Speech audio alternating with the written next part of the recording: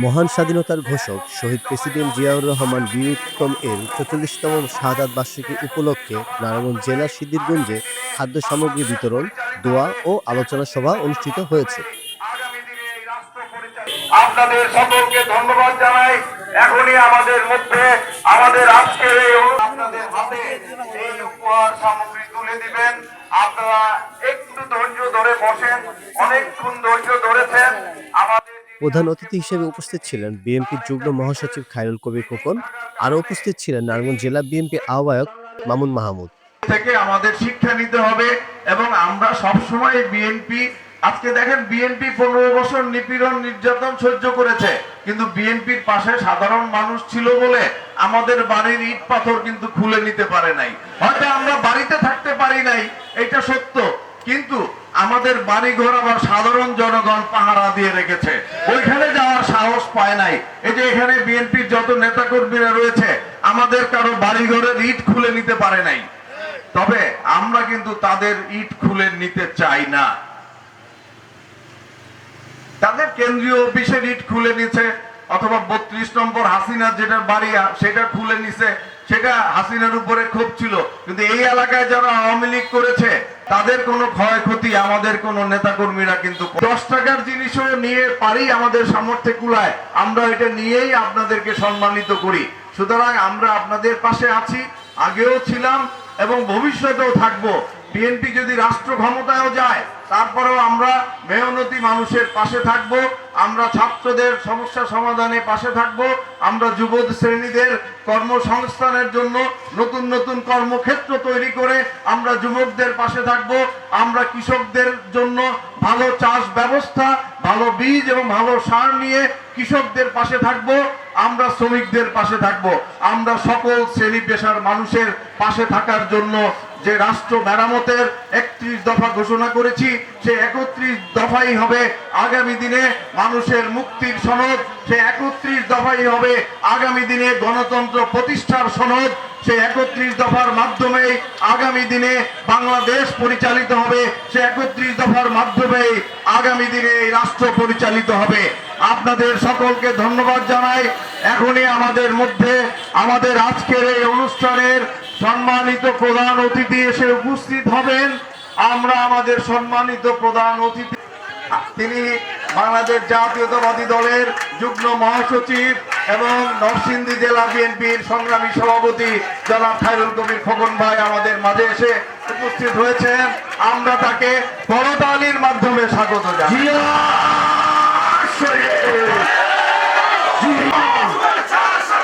খোকন ভাইয়ের আগমন, মহানায়কের আগমন। আচ্ছা আচ্ছা, সময় নাই।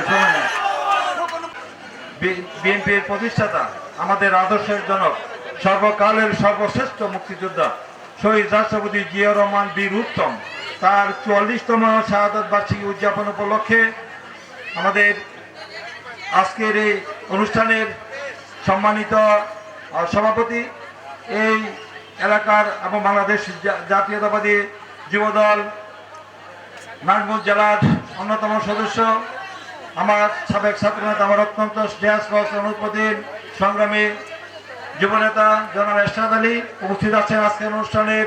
আমার অত্যন্ত প্রিয় সহকর্মী, সাবেক ঠুকুর ছাত্রনেতা, আমার প্রিয় সহকর্মী, নারায়ণগঞ্জ জেলা বিএনপির সংগ্রামী সভাপতি, আন্দোলন সংগ্রামের রাজপথের পরীক্ষিত নেতা, বিশিষ্ট আমাদের শিক্ষাবিদ, শিক্ষা অনুরাগী, আমার অত্যন্ত প্রিয় ভাই, প্রিয় সহকর্মী জনাব অধ্যাপক মামুন মাহমুদ উপস্থিত আছেন, আমার প্রিয় সহকর্মী নেতৃবৃন্দ উপস্থিত, আমার এই এলাকার বিভিন্ন স্তরের প্রিয় ভাই ও বোনেরা, আসসালামু আলাইকুম রহমতুল্লাহি বারকাতু।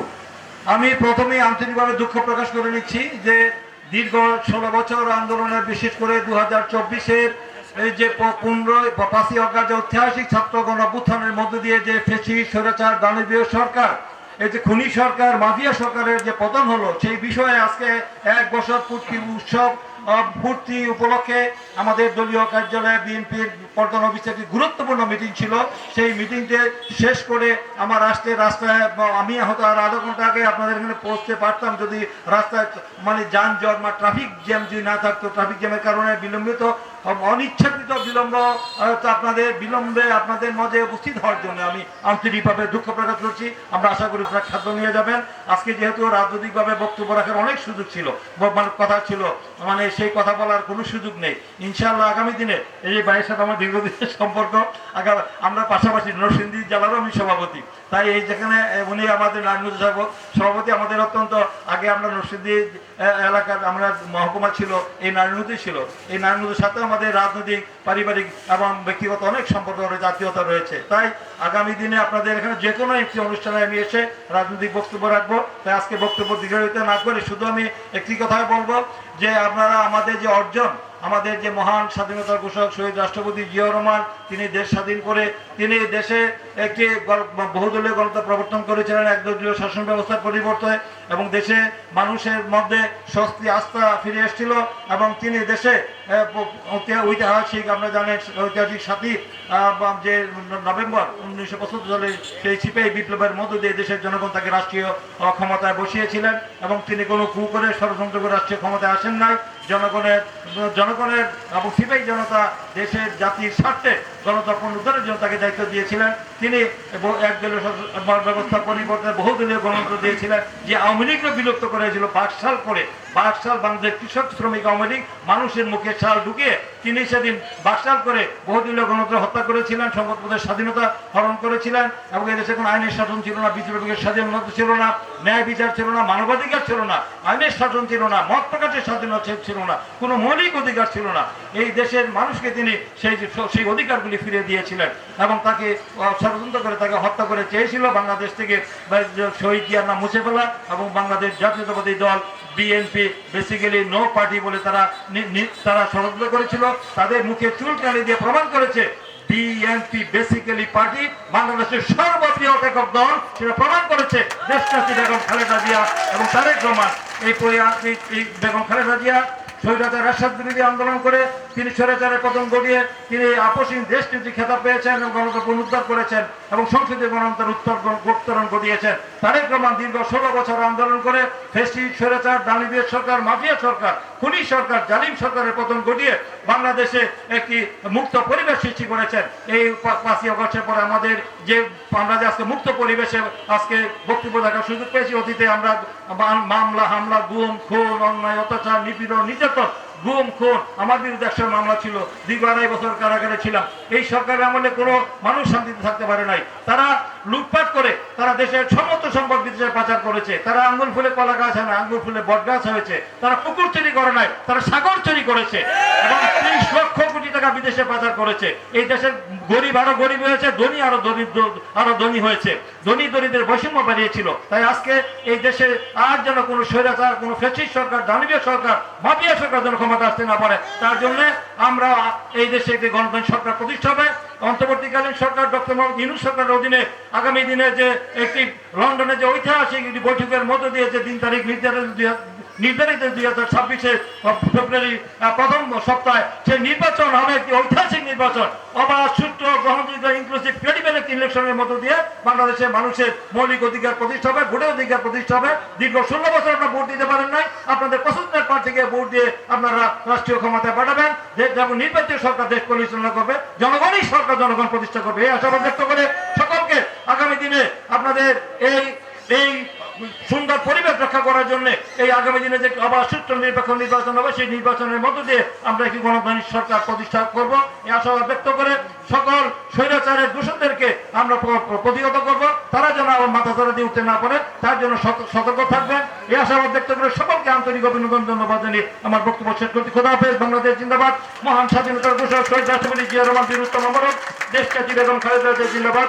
আমাদের প্রেরণার উৎস আগামী দিনের রাষ্ট্রনায়ক তারেক রহমান জিন্দাবাদ। যারা নিহত হয়েছে তাদের পরিবারের পাশে বিএনপি থাকবে এবং বিএনপি সরকার থাকবে যদি বিএনপি সরকার গঠন করে, এবং যারা আহত হয়েছে তাদের অবশ্যই সুচিকিৎসার ব্যবস্থা বিএনপি করবে, এবং বিএনপি যদি সরকারে যায় তাহলে বিএনপি সেই সরকারের মাধ্যমে আহত এবং নিহতদের পরিবারের পাশে থাকবে।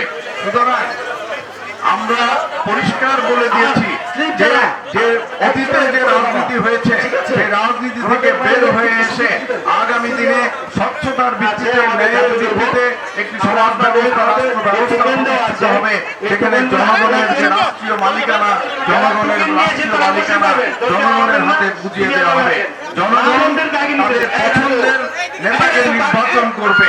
আমরা নেতা হতে পারবো না জনগণ যদি আমাদেরকে না চায়, জনগণ যদি আমাদেরকে বেছে না নেয়, আমাদেরকে নির্বাচিত না করে, আমরা নির্বাচিত হতে পারবো না। কিন্তু এই রাজনীতি এবং এই ধারণা গত 15 বছরে আওয়ামী লীগ পাল্টে দিয়েছিল।